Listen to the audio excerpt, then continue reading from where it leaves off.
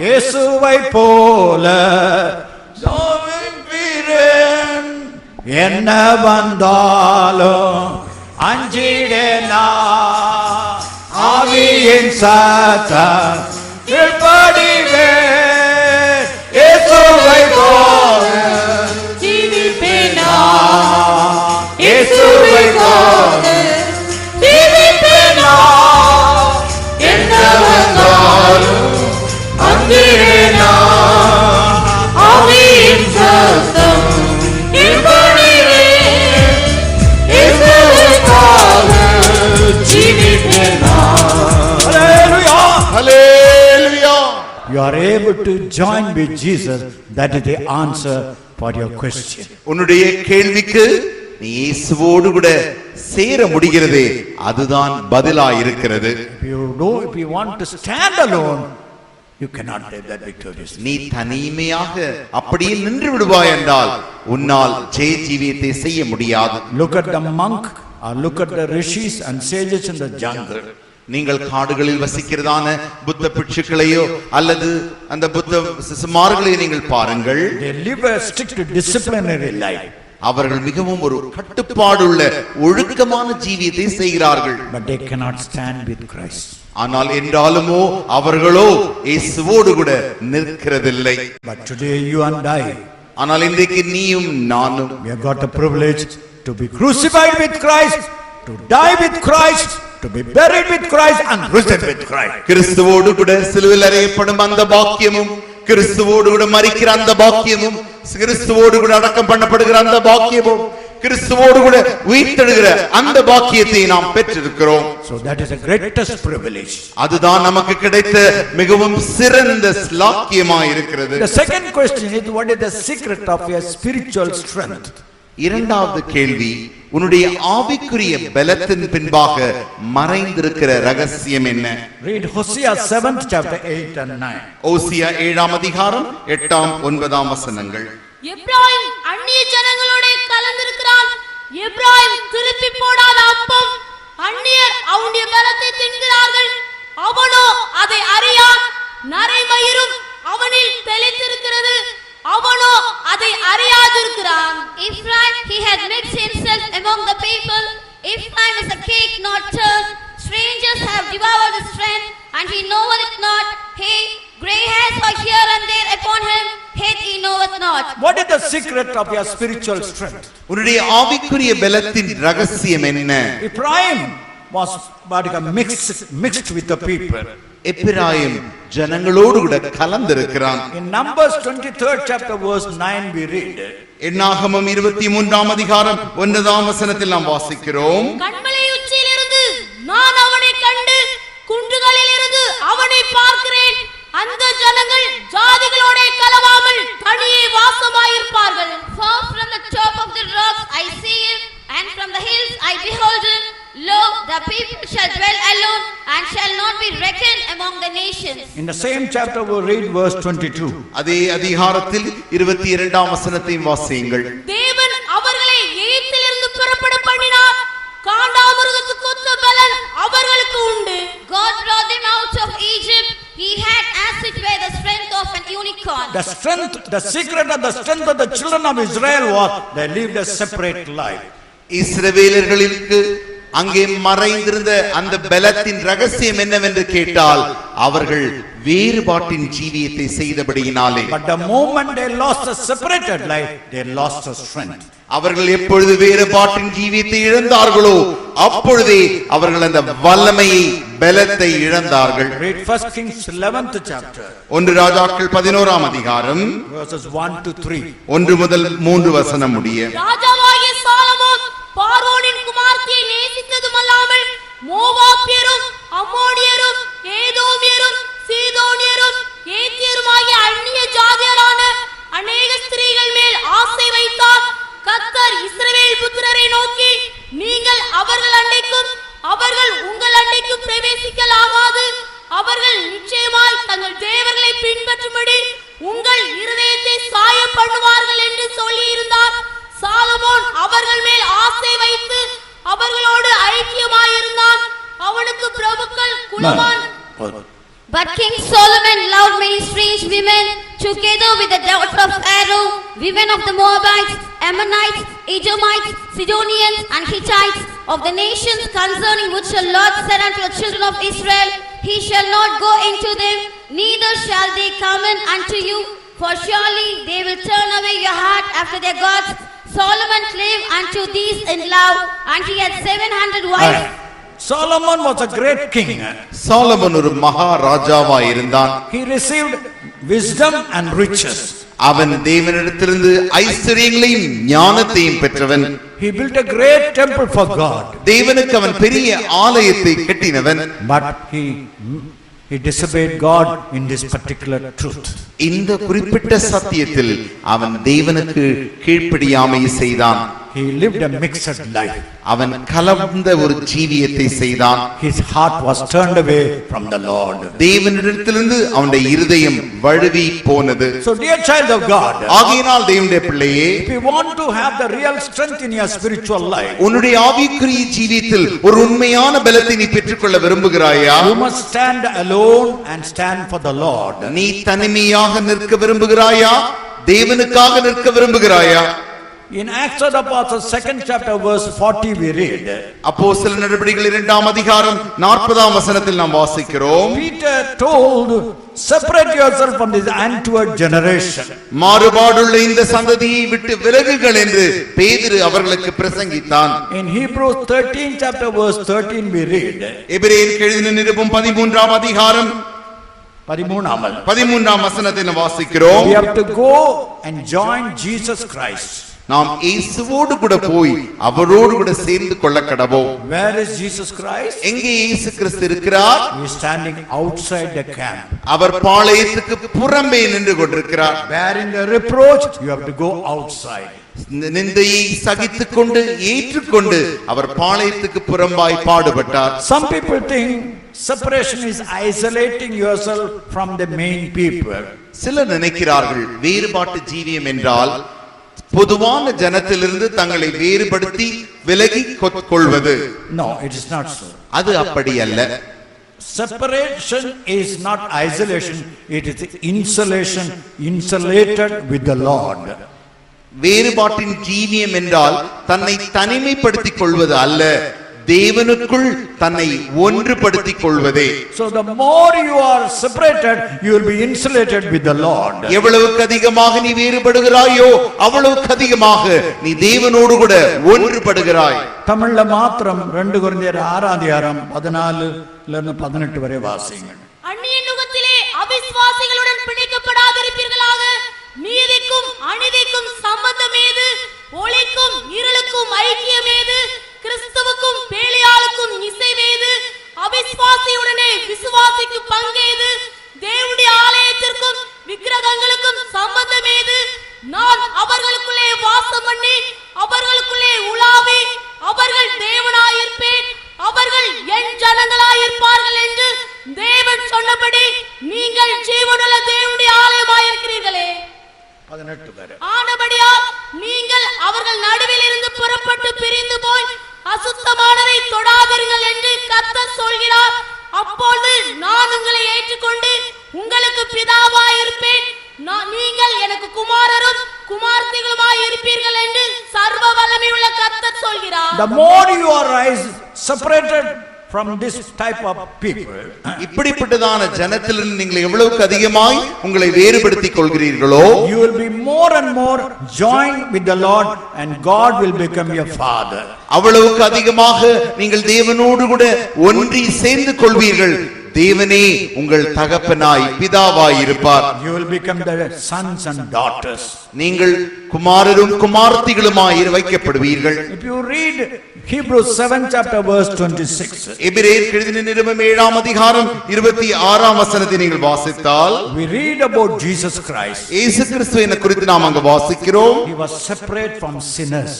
Our பாவிகளிலிருந்து வேறுபட்டவர். But at the same time he was mixing with sinners only. அதே நேரத்தில் அவர் பாவிகளின் மத்தியிலே தான் இருந்து கொண்டிருந்தார். He did not run away to jungle and lived a excluded life. அவர் எல்லாரையும் விட்டு காட்டுக்குள் ஓடி ஒரு தனிமையான ஜீவியம் செய்யவில்லை. Yet in the midst of the sinners he lived as separate from sinners. பாவிகளின் மத்தியிலேயே பாவிகளோடு கூட கலவாத அந்த ஜீவியத்தை அவர் செய்தார். That's why in 1 Corinthians 5th chapter, ஆகையினால் தான் 1 கொரிந்தியர் 5ஆம் அதிகாரத்தில் read 11th verse. 11ஆம் வசனத்தை வாசியுங்கள். நான் உங்களுக்கு எழுதினது என்னவென்றால், சகோதரன் எனப்பட்ட ஒருவன் விபச்சாரக்காரனாயாவது, பொருளாசைக்காரனாயாவது, விக்கிரகாராதனைக்காரனாயாவது, உதாசீனாயாவது, வெறியனாயாவது, கொலைக்காரனாயாவது இருந்தால் அவனோட கலந்திருக்க கூடாது, அப்படிப்பட்டவனோடு கூட புசிக்கவும் கூடாது. But now I have written unto you not to keep company, if any man that is called a brother be a fornicator, or covetous, or an idolater, or a railer, or a drunkard, or an extortioner, with such as one know not to eat. You cannot run away from the world. நீங்கள் உலகத்தை விட்டு ஓடி போக முடியாது. But among the members who are called the children of God, ஆனால் தேவனுடைய பிள்ளைகள் என்று அழைக்கப்பட்ட அந்த அங்கத்தினர்களின் மத்தியிலே they live in sin and continue to live in sin. அவர்கள் பாவம் செய்து கொண்டு பாவத்திலேயே தொடர்ச்சியாக நீடித்து ஜீவித்துக் கொண்டிருப்பார்களே ஆகில் You have to live a separate life. நீங்கள் அவர்களை விட்டு வேறு பிரிந்து ஜீவிக்க வேண்டும். The secret of strength is separated life. பலத்தின் ரகசியம் வேறுபாட்டின் ஜீவியம். The second question is, what is the secret of strength? இரண்டாவது கேள்வி, பலத்தின் ரகசியம் என்ன? The secret of strength is separation.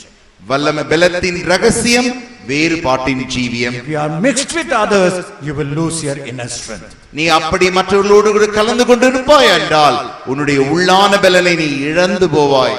ஒரு பையன் எப்போதும் கெட்ட பிள்ளைகளோடு சேர்ந்து ஜீவிப்பான். There was a boy who was always mixing with girls and lived together. அந்த தாப்பன் சொன்னபோதெல்லாம் சொன்னான், அப்பா பையங்கெல்லாம் நல்லங்க, நான் என்ன காத்துக்கொள்வேன்னு சொன்னான். He told his father, though my friends are bad, but still I'll protect myself.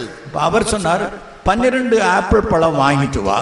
He immediately told him to buy 12 apples. ஒரு பழம், ஒரு கெட்டான பழம் இருக்கட்டும். One among them was really sold. அந்த 12 ஆப்பிள் பழத்தையும் ஒரு அலமாரியில வைத்தார். They kept all the 12 in a shelf. கொஞ்ச காலத்துக்கு பிறகு After some time, அந்த தம்பியை கூப்பிட்டு, மகனே அன்றைக்கு நம்ம ஆப்பிள் வைத்தோமே அதெல்லாம் கொண்டு வான்னு சொன்னார். the father called the son and said, "Oh my son, bring back all the apples which we have kept on the shelf." பையன் போய் அலமாரியை திறந்தான். When he opened the cupboard, எல்லா பழங்களும் அழுகி இருந்தது. all the fruits got spoiled. அப்பா எல்லா பழங்களும் அழுகி போயிட்டது. All the apples are spoiled, Dad. ஐயோ, ஒரு பழம் தானே அழுகி இருந்தது, எப்படி எல்லா பழமும் அழுகி போகும்? You bought only one which was spoiled, but now it's all the 12 are spoiled. அப்பொழுதுதான் தாப்பன் சொன்னார், Only then the father said, நீ ஒரு பையன் தான் கெட்ட பையன் சொல்றான், அவன் உன்னையும் கெடுத்து விடுவான். you will say you are the only one boy might be a bad boy, but he might spoil you as well. That is why, dear brother, dear sister, ஆகையினால் அருமையான சகோதரனே சகோதரியே, live a separated life. வேறுபாட்டின் ஜீவியத்தை நீ செய்வாயாக. And the third question, what is the secret of health in your life? உன்னுடைய ஜீவியத்தில் இருக்கிறதான ஆரோக்கியத்தின் ரகசியம் என்ன என்பதுதான் மூன்றாவது கேள்வி. The time is almost over. I will have to go. We may not be able to read all the Bible verses. நமக்கு நேரம் குறுகியதா இருக்கிறபடினாலே நாம் எல்லா வேத வசனங்களையும் வாசிக்க முடியாது. Now, what is the mind of God regarding your body? உன்னுடைய சரீரத்தை குறித்துதான தேவனுடைய மனது என்ன? A leper came to the Lord Jesus Christ. ஒரு குஷ்டரோகி இயேசு கிறிஸ்துவிடத்தில் வந்தான். Lord, if it is thy will, thou can heal me. உமக்கு சித்தம் உண்டானால் என்னை சொஸ்தமாக்கும் என்றான். In Matthew's Gospel 8th chapter verse 3, Jesus told, மத்தேயு 8ஆம் அதிகாரத்தில் இயேசு சொன்னார், see, it is, I will be thou healed. எனக்கு சித்தம் உண்டு, நீ சுத்தமாகு. So remember, it is a God's will for you to be healed. ஆகையினாலே நீ சுகமாவது தேவனுடைய சித்தம் என்பதை நினைவில் வைத்துக் கொள்வாயாக. In 3rd John verse 2 we read, 3ஆம் யோவான் 2ஆம் வசனத்தில் வாசிக்கிறோம், as your spiritual health increases, your physical health also must increase. உன்னுடைய ஆவிக்குரிய பலன் பெருக பெருக உன்னுடைய சரீரமாகிய அந்த சரீரத்தின் பலனும் அதற்கேற்ற வண்ணமே பெருகும். So the more you are spiritually going forward, the more you must physically be healthy. எவ்வளவுக்கு அதிகமாக நீ ஆவிக்குரிய ஜீவிதத்தில் முன்பாக செல்கிறாயோ அவ்வளவுக்கு அதிகமாக உன்னுடைய சரீரத்தில் நீ ஆரோக்கியம் உள்ளவனாய் இருப்பாய். Look at your body. உன்னுடைய சரீரத்தை நோக்கி பார். According to Psalms 139 verse 14. சங்கீதம் 139 அதிகாரம் 14 வசனத்தின்படி, You are fearfully and wonderfully made. நீ பிரமிக்கத்தக்கதான அதிசயமாக உண்டாக்கப்பட்டிருக்கிறாய். Take your heart. உன்னுடைய இருதயத்தை எடுத்துக்கொள். The weight of the heart is only 450 grams. இருதயத்தின் எடையானது 450 கிராம் மாத்திரமே. It is the most ugliest organ in your body. உன்னுடைய சரீரத்தில் மிகவும் பார்க்க கூடாத அளவுக்கு இருக்கிறதான அவயம் அதுதான். But that is the most vital organ. ஆனால் அதுதான் மிகவும் முக்கியமான உன் சரீரத்தின் அங்கமாயிருக்கிறது. If you live for 70 years, நீ ஒருவேளை 70 ஆண்டுகள் ஜீவிப்பாயாகில் 3 lakh tons of blood you would have pumped from your heart. உன்னுடைய இருதயத்திலிருந்து 3 லட்சம் டன் இரத்தமானது அவிழ்த்தி எடுக்கப்படுகிறது. In your body, உன்னுடைய சரீரத்திலே there are 90,000 kilometers of blood streams are there. உன்னுடைய சரீரத்தில் 90,000 கிலோமீட்டர் அளவிற்கு உன்னுடைய இரத்த ஓட்டமானது காணப்படுகிறது. And 1,12,000 kilometers of blood veins are going down. 1,12,000 kilometre தூரத்திற்கு உன்னுடைய நரம்புகளானது உன்னுடைய சரீரத்திற்குள்ளாய் போய்க் கொண்டிருக்கிறது. Your body, உன்னுடைய சரீரம்தான். there is a global airline in your body. உன்னுடைய சரீரத்திற்குள் அவ்வளவு அண்ட சராசரமே உண்டாயிருக்கிறது. Look at your ear. உன்னுடைய காதை பார். There is a small telephone exchange we can operate in a city. அங்கே ஒரு தொலைபேசி இயக்கமே இருக்கிறது. ஒரு பட்டணத்தையே நீ கலக்கி விடலாம். Look at your eyes. உன்னுடைய கண்களை பார். There are trillions of cells. Trillion அளவிற்கு செல்களானது. By that you can understand green, red, black and white. அவைகளின் மூலமாகவே நீ வர்ணமாகிய சிவப்பு, பச்சை, கருப்பு, வெள்ளை என்று நீ பார்க்க முடிகிறது. Look at your bones. உன்னுடைய எலும்புகளை பார். 206 bones are there. 206 எலும்புகள் உனக்குள் இருக்கிறது. Some people will have more, but generally 206. சிலருக்கு அதை காட்டிலும் கூடுதலாயிருக்கும். பொதுவாக எல்லாருக்கும் 206 எலும்புகள் உண்டு. And these bones is the one supply the whole mineral that you need for the whole body. உன்னுடைய சரீரத்துக்கு தேவையான அவ்வளவு தாது பொருட்களையும் உன்னுடைய எலும்புகளே உண்டாக்கி அனுப்பி கொண்டிருக்கிறது. So now the question is, how can this God who made this body so mysteriously, கேள்வி என்ன? தேவன் எப்படி இவ்வளவு ரகசியமான இப்படி ஒரு சரீரத்தை அவர் உண்டாக்கினார்? how can he make this one body so mysteriously? எப்படி இவ்வளவு ரகசியமாக தேவன் இவ்வளவு ஒரு சரீரத்தை உண்டாக்க முடியும்? mysteriously, அற்புதமாக உண்டாக்க முடியும். and yet he permits sickness to rule over your body. என்றாலுமோ பாவம் அந்த சரீரத்தை ஆட்கொள்ள அவர் விடுவாரோ? How can that be? This wonderful body be subjected to sickness? எப்படி இவ்வளவு பெரிய பிரமிக்கத்தக்க அதிசயமான சரீரமானது வியாதிக்கு அடிமையாக முடியும்? No, it is not God's will. அது தேவ சித்தமே இல்லை. According to John's Gospel 10th chapter 10th verse, யோவான் எழுதின சுவிசேஷம் 10ஆம் அதிகாரம் 10ஆம் வசனத்தின்படி, the thief come to steal, to kill and to destroy. திருடன் திருடவும் கொல்லவும் அழிக்கவுமே வருகிறானே. And I have come here to give life, an abundant life. நான் உனக்கு ஜீவனும் அந்த ஜீவன் பரிபூர்ணப்படவும் வந்தேன். So Jesus came to give you abundant life. இயேசு உனக்கு பரிபூர்ண ஜீவனை தரும்படியே வந்தார். It is Satan who has stolen your health. உன்னுடைய ஆரோக்கியத்தை சாத்தானே திருடி இருக்கிறான். You are blaming God. No, don't blame God. நீ தேவனை குற்றப்படுத்துகிறாய். நீ தேவனை குற்றப்படுத்தாதே. It is the thief, it is the Satan who has stolen your health. இது திருடன், அந்த சாத்தான் உன்னுடைய ஆரோக்கியத்தை திருடிக் கொண்டிருக்கிறான். There was a business executive. ஒரு தொழில் அதிபர் இருந்தார். He had a big estate. அவருக்கு ஒரு பெரிய பண்ணை இருந்தது. And he used to go sometime 3 days, 4 days evangelical tours. சுவிசேஷ வேலை நிமித்தமாக அவர் 3 நாட்கள் 4 நாட்களாக பிரயாணம் அடிக்கடி செய்வார். Once he had made a program to go for 1 week. ஒரு வாரம் போகும்படிக்காக ஒரு வேலை அவர் அப்படி ஒரு ஊழியத்தை நியமித்து வைத்திருந்தார். Just before he was going, there was no electricity in the whole estate. அவர் போவதற்கு கொஞ்ச நேரங்களுக்கு முன்பதாக தன்னுடைய முழு பண்ணையிலே மின்சாரம் இல்லை. He telephoned to the EB department. உடனடியாக அவர் மின்சார வாரிய அலுவலகத்திற்கு தொலைபேசி செய்து, They told it will take minimum 48 hours to fix up a pole. அப்பொழுது அவர்கள் சொன்ன பதில் என்ன?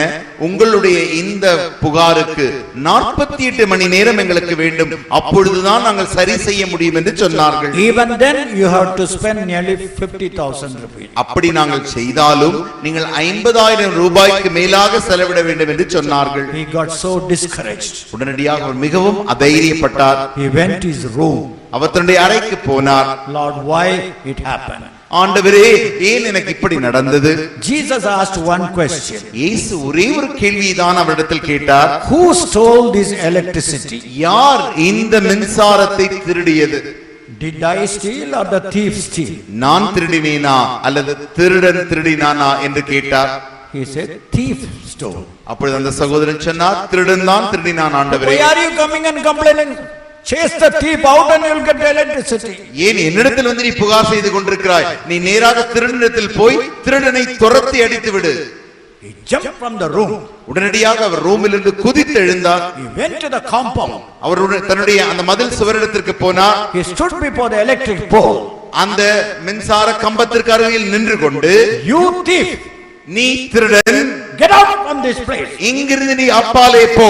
Within 1 hour I want electricity. ஒரு மணி நேரத்துக்குள் என்னுடைய மின்சாரம் எனக்கு வர வேண்டும். All the people including his wife, they were saying, what happened to master? அவருடைய மனைவி மற்ற எல்லாரும் இதை பார்த்து இந்த எஜமானுக்கு என்ன ஆகிவிட்டது என்று பிரமித்து போய் நிற்கிறார்கள். As he told these words, இந்த வார்த்தையை அவர் சொல்ல சொல்ல electricity department lorry came. உடனடியாக மின்சார அந்த வாரியத்தின் அலுவலகத்தின் லாரி வந்தது. Sir, we have got a address. ஐயா, எங்களுக்கு ஒரு விலாசம் வைத்திருக்கிறோம். Is it your address? இதுதான் உங்களுடைய விலாசமா? Yes. ஆம். We have to fix up an electrical pole. நாங்கள் இங்கே ஒரு மின்சார கம்பம் அமைக்க வேண்டும். Within 1 hour they fixed it up and he went away for the evangelical tour. ஒரு மணி நேரத்திற்குள்ளாய் அவர்கள் அதை செய்து முடித்தார்கள். இந்த பாஸ்டரும் சுவிசேஷ சத்தியத்தின் ஊழியத்திற்காய் கிளம்பி விட்டார். After 1 week, ஒரு வாரத்திற்கு பின்பு he went to the EB department. மறுபடியும் இவர் அந்த மின்சார வாரிய அலுவலகத்திற்கு போனார். I did not come to complain. நான் இப்பொழுது புகார் செய்ய வரவில்லை. I came here to thank you for sending the lorry and fixing up the pole within 1 hour. ஒரு மணி நேரத்திற்குள்ளாய் நீங்கள் லாரியை அனுப்பி மின்சார கம்பத்தை எனக்கு அன்றைக்கு அமைத்து தந்தீர்களே, அதற்கு நன்றி சொல்லவே வந்தேன் என்று சொன்னார். We never sent anyone. நாங்கள் யாரையுமே அனுப்பவில்லையே. It is not possible. அப்படி ஒரு சாத்தியமே இல்லை. No, you sent and I got electricity within 1 hour. இல்லவே இல்லை, நீங்கள் அனுப்பினீர்கள், ஒரு மணி நேரத்திற்குள்ளாய் எனக்கு மின்சாரம் சரியாகிவிட்டது. They went to the computer. இப்பொழுது அவர்கள் கம்ப்யூட்டரில் போய் பார்த்தார்கள். They saw the order.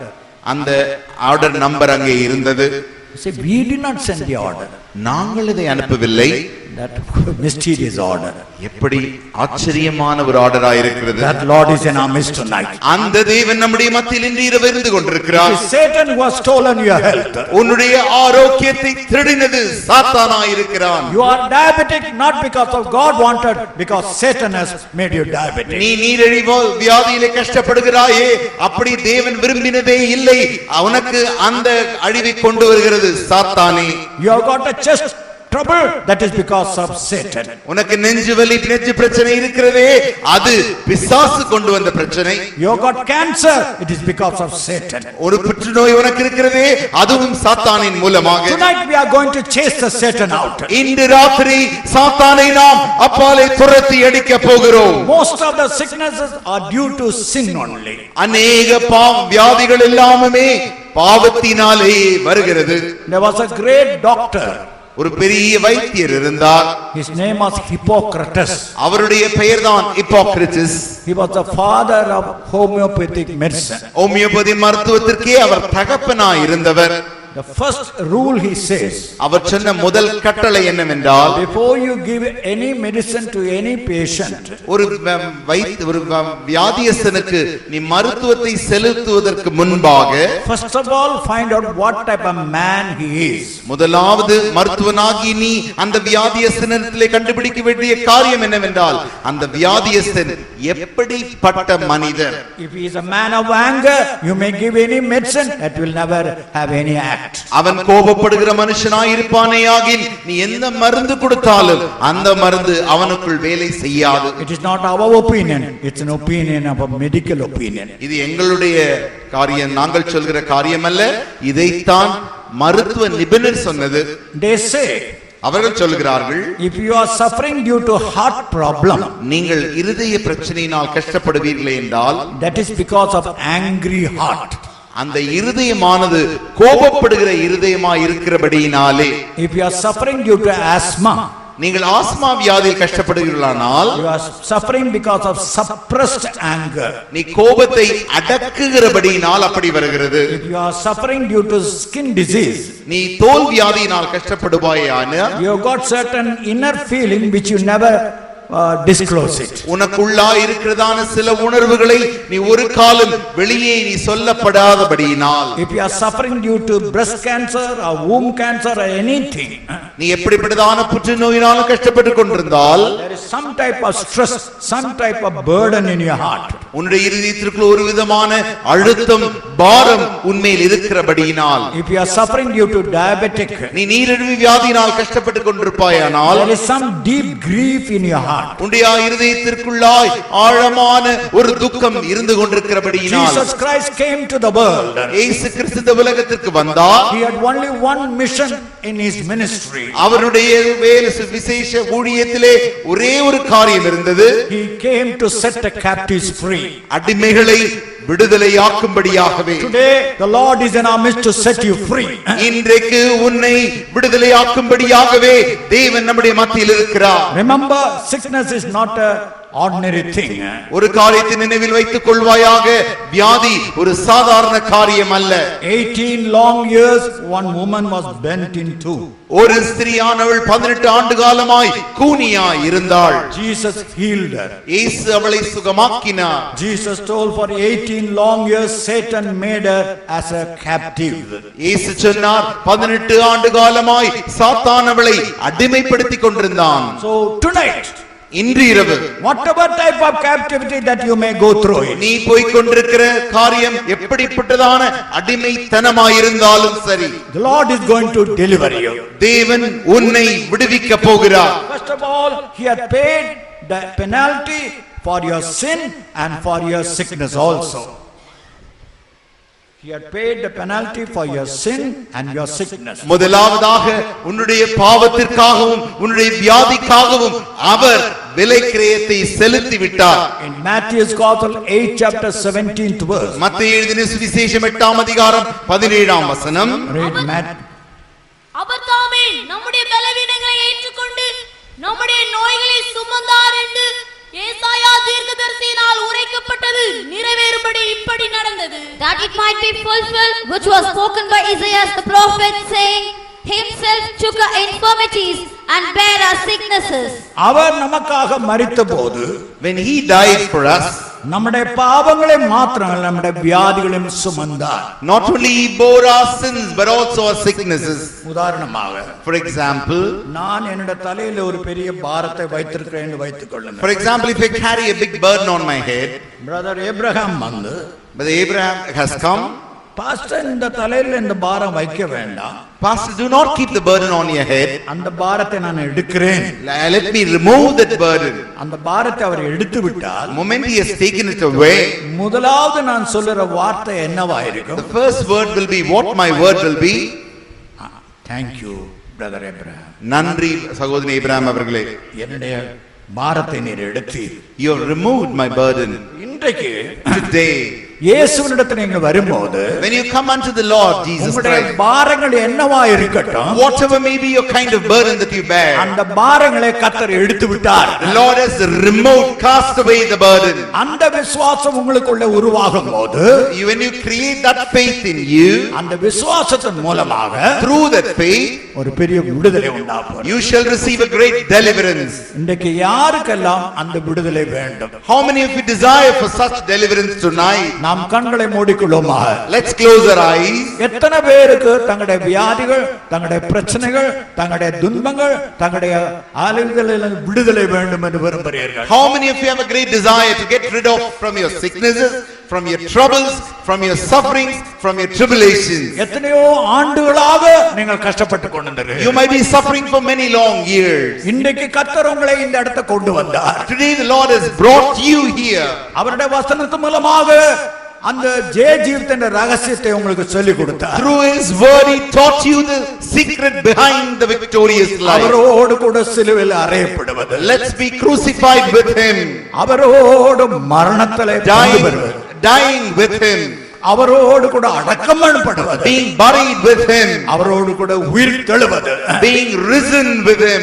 ஆண்டவரிடத்தில் உங்களுடைய சரீரங்களை ஒப்படையுங்கள். Let's surrender ourselves unto the Lord. உங்களுடைய பாரங்களை அவருடைய கையில் ஒப்படையுங்கள். Surrender your burden unto the Lord. சங்கீதம் 34ஆம் சங்கீதம் 6ஆம் வசனத்திலே As per Psalm 34:10, இந்த ஏழை நோக்கி கூப்பிட்டான். the poor cried unto the Lord. நீங்கள் உங்களுடைய இதயத்தை திறந்து கூப்பிட வேண்டும். You must open your heart and cry.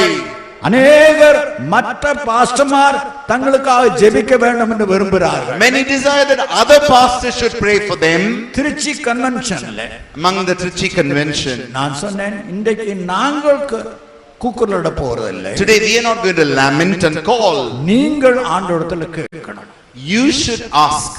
உங்களுடைய வாய்களை திறந்து, ஆண்டவரே எனக்கு இந்த சுகம் வேண்டும் என்று கேட்கணும். You must open your mouth and say, Lord, I need this particular healing in my life. நாங்கள் உங்களுக்காக ஜெபிப்போம், ஆனால் நீங்கள் கேட்க வேண்டும். We will pray for you, but you must call upon the Lord. அவர்கள் வாயை திறந்து கேட்டார்கள். They opened their mouth and called upon the Lord. அது ஒரு சனிக்கிழமை ஆயிருந்தது. It was a Saturday. அன்று இரவு காத்திருப்பு கூட்டத்துல That night in the midst of the tarrying meeting, ஏறக்குறைய 200 பேர் எழும்பி நின்று சொன்னார்கள். more than almost 200 people stood up and testified. இதுவரை பாஸ்டர்மார் மற்ற ஊழியக்காரங்களுக்காக ஜெபிப்பார்கள் என்று நாங்கள் மௌனமாக இருந்து விட்டோம். So far we have kept ourselves silent because we thought pastors will pray for us. ஆனால் இன்றைக்கு நாங்கள் சத்தமிட்டு கூப்பிட்டோம். Today we called upon the Lord. நாங்கள் கூப்பிட்ட போது When we called, ஆண்டவர் எங்களை சுகப்படுத்தினார். Lord healed us. இன்றைக்கு உங்களை சுகப்படுத்த போகிறார். He's going to heal you tonight. கண்களை மூடுங்கள். Let's close our eyes. உங்களுடைய இதயத்தை திறவுங்க. Open your hearts. உங்களுடைய வாயை திறந்து ஒரு வார்த்தை சொல்லுங்க. Open your mouth and confess one word. ஆண்டவரே, Lord, நான் விசுவாசிக்கிறேன். I believe. ஆண்டவரே, Lord, நான் விசுவாசிக்கிறேன். I believe. அந்த வார்த்தையை திறந்து சொல்லுங்கள். Open your mouth and say that word. ஆண்டவரே, Lord, நான் விசுவாசிக்கிறேன். I believe thee. ஆண்டவரே, Oh Lord, நான் விசுவாசிக்கிறேன். I believe. என்னுடைய வியாதியிலிருந்து விடுதலை ஆக்கும். You'll deliver me from my sickness. என்னுடைய கஷ்டத்திலிருந்து என்னை விடுதலை ஆக்கும். Deliver me from my troubles. எனக்குள்ள ஒரு புதிய ஜீவனை தாரும். Command a new life in me. ஆண்டவர் உம்முடைய ஜெபத்தை கேட்டார். Lord heard your cry. இயேசுவின் நாமத்தினால, In the name of Jesus. எல்லா நாமத்துக்கு மேலான இயேசுவின் நாமத்தினால, Name of all the name is the name of Jesus Christ. அந்த பிசாசை அதட்டுகிறோம். We cast out the devil. அதை அதட்டுகிறோம். We cast out the devil. Diabetic உள்ள ஜீவிதத்திலிருந்து போகட்டும். Let diabetes be cast away from you. Cancer உள்ள ஜீவிதத்திலிருந்து போகட்டும். Cancer be removed. Depart from their life. நான் உன்னை சுகமாக்குறவராக உங்களுடைய மத்தியிலே நடந்து கொண்டிருக்கிறேன். I am moving in your midst as a healer. உன்னுடைய ஜீவிதத்திலே வந்த பயத்தை நான் நீக்குகிறேன். I am removing the fear which has come in your life. எத்தனையோ நாட்களாக நித்திரை இல்லாமல் நீ கஷ்டப்பட்டாய். For so many days you are suffering without sleep. உன்னை நான் விடுதலை ஆக்குகிறேன். I am delivering you. உன்னுடைய இருதயத்தின் அடிவாரத்தில் ஒரு வேதனை இருந்து கொண்டிருந்தது. You have a great burden in your heart. வேதனை, Pain in your heart. அந்த வேதனை நான் நீக்குகிறேன். I am removing that pain. உன்னை புதுப்பிக்கிறேன். I am renewing you. உன்னுடைய பலவீனப்பட்ட சரீரத்தை புதுப்பிக்கிறேன். I am renewing your weak body. வல்லமை உண்டு, உண்டு. வல்லமை இயேசுவே, வல்லமை உண்டு, உண்டு. வல்லமை அதில் உண்டு.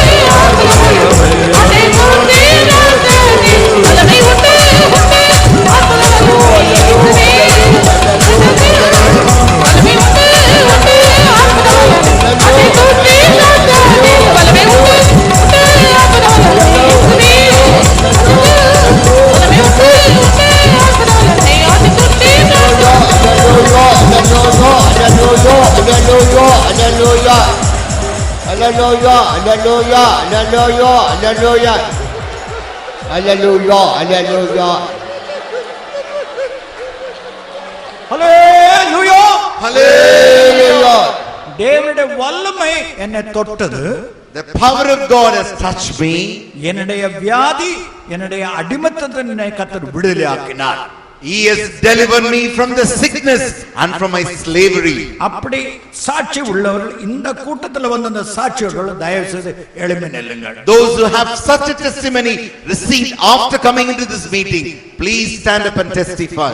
என்னை அவருடைய வல்லமை தொட்டது.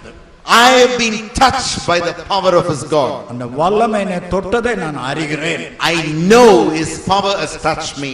அந்த சாட்சியோடு தயவு செய்து எழும்பி நில்லுங்கள். Those who have such testimony, please stand up.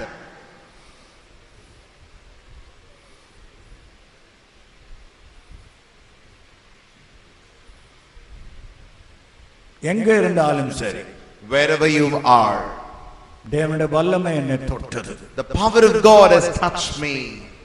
பயப்பட வேண்டாம், Don't be afraid.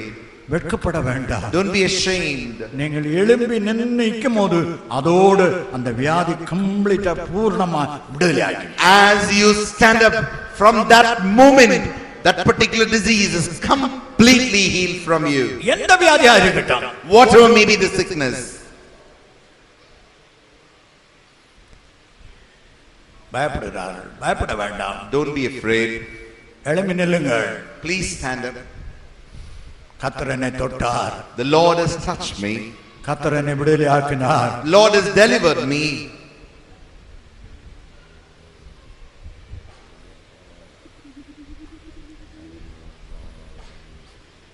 எழும்பி நின்றவர்களுக்காக நாம் கர்த்தரை ஸ்தோத்திரிப்போமாக. Sotram, sotram, சோத்ரம் சோத்ரம் சோத்ரம் சோத்ரம் சோத்ரம் சோத்ரம் சோத்ரம் சோத்ரம் சோத்ரம்.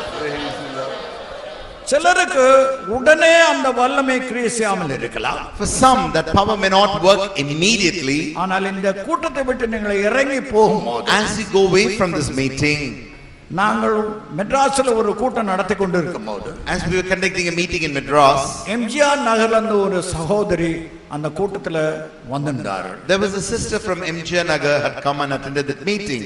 தீராத ஒரு தோல் வியாதி இருந்தது. She had a skin problem which is not curable. அந்த கூட்டத்துல அந்த வல்லமை அவர்களுக்குள்ள கிரியை செய்யல. In that meeting, power could not work in her. அவர்கள் தங்களுடைய வீட்டுக்கு போய் கதவை திறந்த உடனே As she went back home and opened the door, ஒரு வல்லமை இறங்கினது. there was a power descended on உடனே her. சுகமாகிவிட்டார். Immediately she was healed. நீங்கள் விசுவாசத்தோடு இந்த இடத்தை விட்டு கடந்து போகும்போது, With faith, when you go back, அந்த வல்லமையானது ஒருவேளை வழியிலே அல்லது வீட்டுக்குள்ள போகும்போது அது வல்லமை உங்களை விடுதலையாக்கும். that power, as you are going back or as you enter into your house, it shall deliver thee. அவருடைய வல்லமை மாறாதது. His power is unchanging. கர்த்தரை ஸ்தோத்திரிப்போமாக. Praise the Lord. Hallelujah. Praise the Lord. Praise the Lord. Hallelujah. Praise the Lord. Hallelujah. Praise the Lord. Praise the Lord. Hallelujah. Praise the Lord. Hallelujah. Hallelujah. Hallelujah. Hallelujah. இன்றைக்கு இரண்டாவது முக்கியமான பாடத்தை நாங்கள் படித்தோம். Today we learn the second important lesson, ஜெய ஜீவித்தின் ரகசியம், the secret behind the victorious life, and பலத்தின் ரகசியம், secret behind the strength, சுகத்தின் ரகசியம். secret behind the health. தேவன் அனுமதிப்பார் என்றால், If God permits, நாளைக்கு பரிபூர்ண ஜீவன், tomorrow we're going to deal about the abundant life. the abundant life. பரிபூர்ண ஜீவன். We will meditate on the abundant life. நாளைக்கு நாம் பரிபூர்ண ஜீவனை குறித்து தியானிப்போம். Remember, our subject is the word and the power of God. நம்முடைய பொருளை ஞாபகத்தில் வைத்துக் கொள்ளுங்கள், தேவனுடைய வார்த்தையும் அதன் வல்லமை. And the Lord has undertaken the first day and today's meeting, so let us praise him. தேவன் முதலாம் நாள் கூட்டத்தையும் இரண்டாம் நாள் கூட்டத்தையும் அவரே பொறுப்பெடுத்திருக்கிறபடியினால் நாம் அவரை ஸ்தோத்திரிப்போமாக. Praise the Lord, praise the Lord, praise the Lord, praise the Lord, praise the Lord, praise the Lord, praise the Lord, praise the Lord. ஸ்தோத்திரம், ஸ்தோத்திரம், ஸ்தோத்திரம், ஸ்தோத்திரம், ஸ்தோத்திரம்.